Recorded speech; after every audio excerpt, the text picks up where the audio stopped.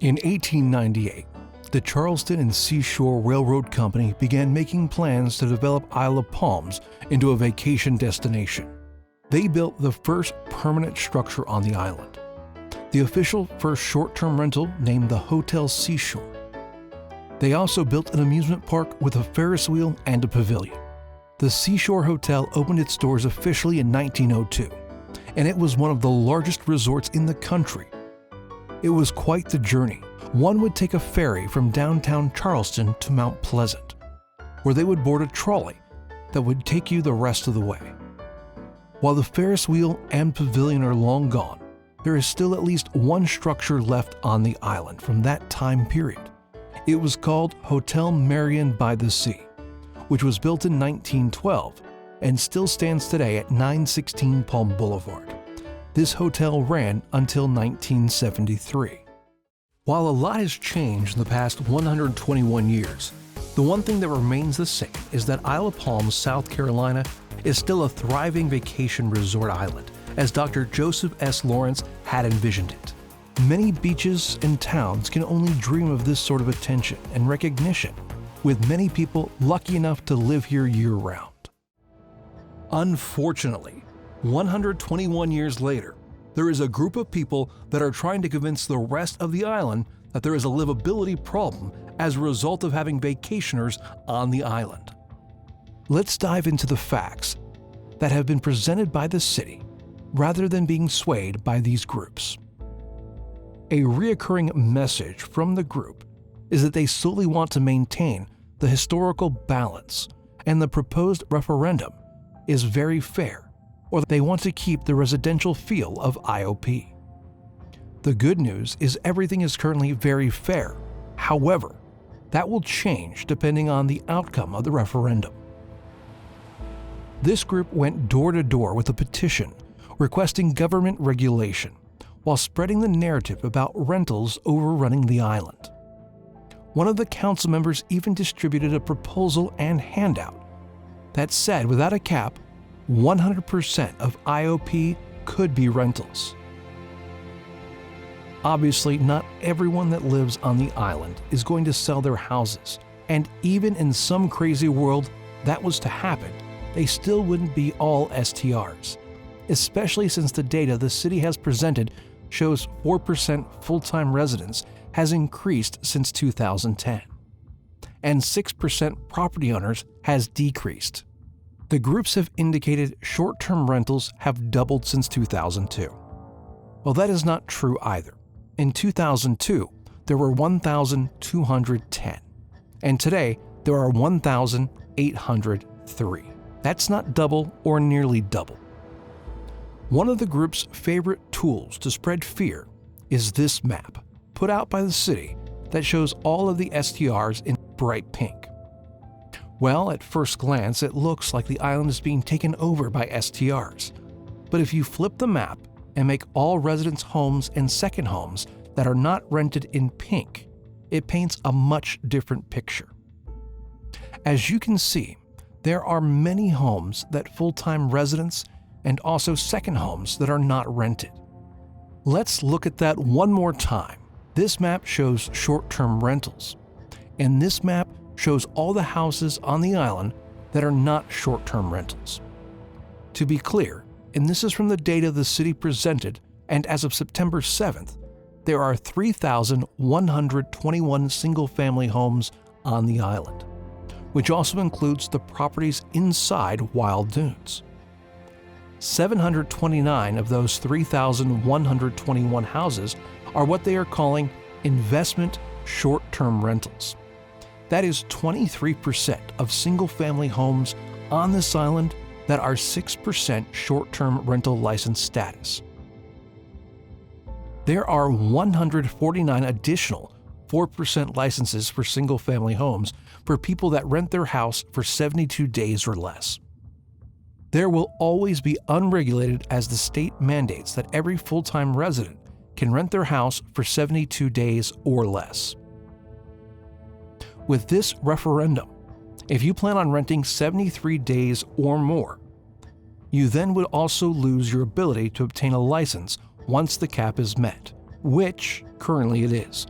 with 1,616, 6% licenses. The reason we are talking about single-family homes is because this is being sold as a residential neighborhood problem. However, what you are voting on is not solely for residential neighborhoods. It includes all commercial properties that require licenses and all condo complexes inside of Wild Dunes. The inclusion of condos is one of the most glaring problems and going to be very damaging. 100% of the commercial condos and 67% of all the non-commercial condos are rentals. Unless you are selling your property to an eligible family member, you will not be able to transfer your license. Again, 67% of all condos are rentals. If a buyer cannot obtain a license upon a sale, the value will decrease significantly. Another item regularly discussed is new construction, or the termed McMansions, being built for STR investors, which also couldn't be further from the truth. This is a graph and data straight from the city in 2020. Of the 24 newly built houses, only 2 were then turned into STRs. The one thing that is never mentioned is the millions of dollars these STRs generate for the city. STRs and tourism-related business accounts for 80% of Isle of Palm's operating revenue. 80%. Some of this revenue has gone into a very large fund for beach renourishment, which is critical. The biggest thing this revenue does is keep our taxes low and our city amenities high. We have excellent services. We have world-class rec center that offers all kinds of great classes and camps that is largely funded by this revenue. These things would not be possible without STR revenue. Let's look into their claim that STRs are so disruptive and are creating a quality of life issues for the residents. Well, first, I'm not sure why anyone ever moved to a place they thought had quality of life issues in the first place, but here we are.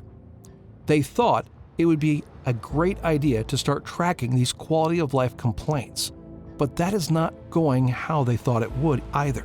So year to date, the residents have 253 quality of life complaints, and the STRs have 252. So far this year, the residents have 1 more quality of life violations than the STRs. I've been here for 4 years now, and there has been this conversation that there are all of these short-term rental noise violations, and they are running them up. And I listen to the radio. I listen to it when I'm at home sometimes.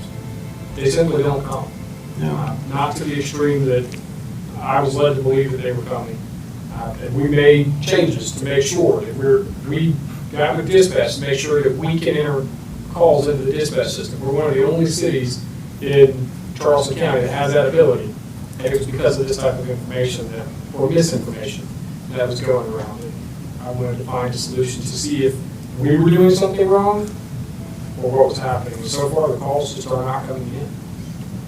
The other problem is that this group, or the people pushing this agenda, are willing to play Russian roulette with your property values. Back in January, homeowners on Folly Beach voted to put a cap on the number of short-term rentals allowed on Folly. And now some real estate agents are saying they're seeing a significant impact on the number of home sales. In 2022, 75 properties were sold on Folly Beach, but this year that number has plummeted. We have actually seen a 70% decrease in closed sales. Real estate agent Mickey Ramey blames the decrease on the short-term rental cap. Has short-term rental caps impacted real estate? It definitely has. There's no denying that it has made an impact. Only 800 short-term rentals are allowed on Folly right now. Ramey says the cap pushes away many buyers who are in the market for an investment property. Ramey says property values have also decreased by 40%. Bigger picture, Ramey says the cap could have an economic impact for years to come. It may impact local business on Folly Beach. There'll still be plenty of vacationers there, but it might have some impact on local business too. And over on Isle of Palms, the city is gearing up to take a vote on a short-term rental cap as well. But looking at what has happened to the Folly Beach real estate market, some city council members are concerned. I mean, obviously, we don't know what's going to happen if this referendum passes. The best guess that we have is the same thing will happen here that happened at Folly Beach. Council members say Isla Palms has a lot of amenities, like one of the top police and fire stations in the area, a rec center, and a pristine beachfront. And most of that is paid for by tourists renting homes. They say putting a cap on rentals would create tax hikes for residents. There is an argument that it doesn't matter, we will be like Sullivan's Island. When Sullivan's Island banned STRs, they had 80. We have 1,800. It has taken Sullivan's Island 23 years to get down to 40 STRs. Sullivan's does not have a resort on it. Sullivan's has bigger lots. Sullivan's is closer to downtown. Trying to compare us to Sullivan's is absolutely not apples to apples. Now we know that most of their argument holds no water. So why are we here? When everyone bought their houses or vacation houses here on Isle of Palms, we bought a piece of property that came with the belief you would be able to obtain a STR for your house, as they have been fundamental to the city for over 100 years. This is added value you have with your house currently. Do not just hand over this right because a few have scared or convinced you that there is some problem with vacationers here on the island. What you can do to stop this madness and protect your property rights. First, you can vote no on the referendum. Secondly, and really most importantly, is you can vote for candidates for council that do not take extreme stances, but instead study the data and use a more moderate and educated approach. Extreme solutions can have extreme outcomes. That can be unpredictable. If we end up with a city council full of extreme council members, who knows what will be next on their list? No music venues, no kids in pools ever, and quite possibly what I personally think would be the worst, no dogs on the beach. Let's keep Isle of Palms special. Vote no on the flawed referendum.